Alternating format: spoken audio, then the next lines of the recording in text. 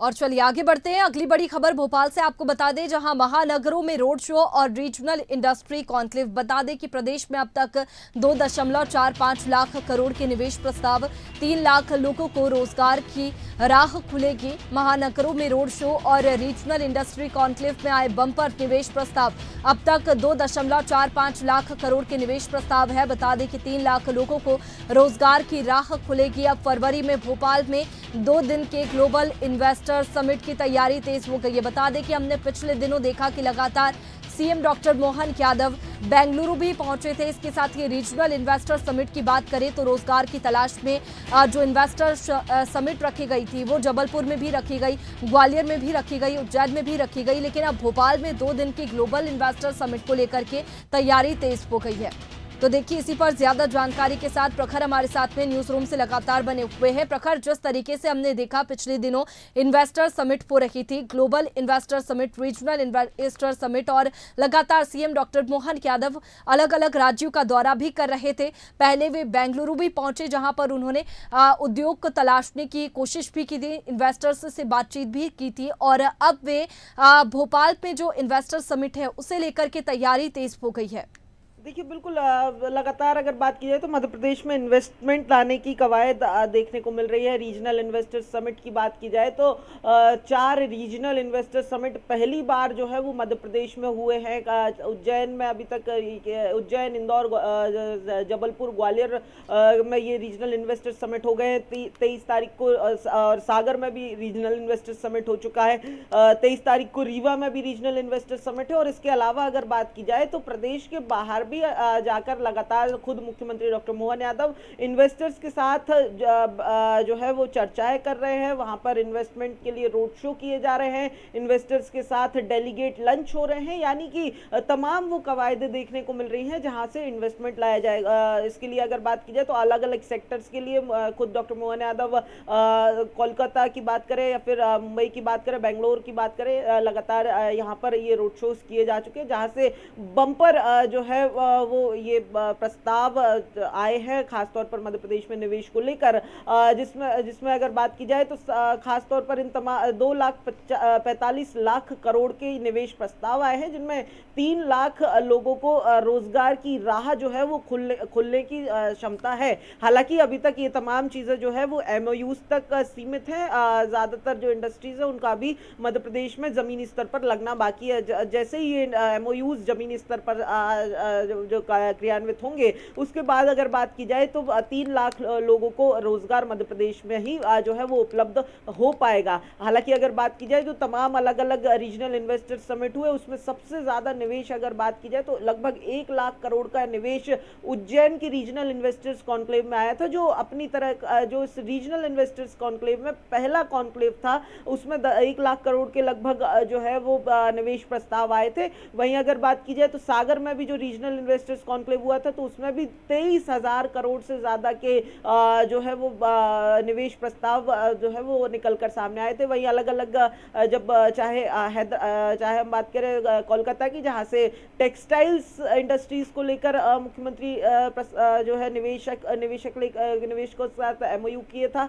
साथ ही अगर बात की जाए तो अलग बेंगलोर में आईटी हब बनाने को लेकर, बेंगलोर से आईटी हब मध्य प्रदेश में बनाने को लेकर निवेश के प्रस्ताव आए थे। तो लगातार इस तरीके की कवायदे देखने को मिल रही है। चूंकि ये कवायदे इसलिए भी अहम है क्योंकि देखिए अभी रीजनल इन्वेस्टर्स कॉन्क्लेव हो रहे हैं, नवंबर में भी होंगे, लेकिन अगर बात की जाए तो सबसे बड़ा कार्यक्रम जो है 2025 में, चूंकि 2025 को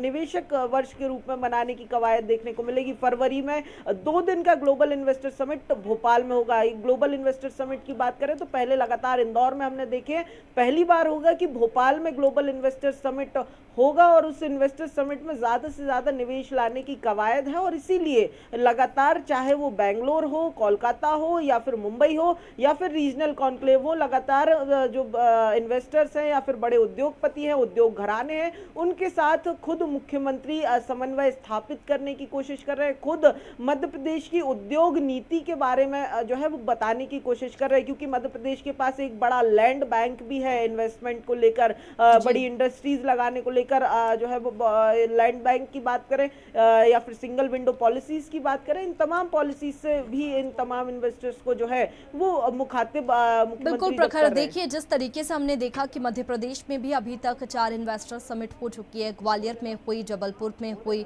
उज्जैन में भी हुई, लेकिन जिस तरीके से बात की जाए जो इन्वेस्टर्स आ रहे हैं, लगातार जो कोशिश सीएम डॉक्टर मोहन यादव की ओर से की जा रही है कि नए उद्योग मध्य प्रदेश में आए, जो बेरोजगार युवा है उन्हें भी रोजगार मिले, इसके साथ ही जिनके स्टार्टअप्स हैं उनके लिए भी रोजगार के अच्छे अवसर तलाशे जा रहे हैं। और ऐसे में अगर बात करें जो इन्वेस्टर समिट हो रही है उनमें इम्प्लीमेंट कैसे की जाएगा और कब इम्प्लीमेंट होगा, क्योंकि इन्वेस्टर समिट तो हम देख रहे हैं कि लगातार हो रही है, लेकिन इम्प्लीमेंटेशन की अगर बात करें तो कब तक ये चीजें जमीनी स्तर पर देखने को मिलेंगी?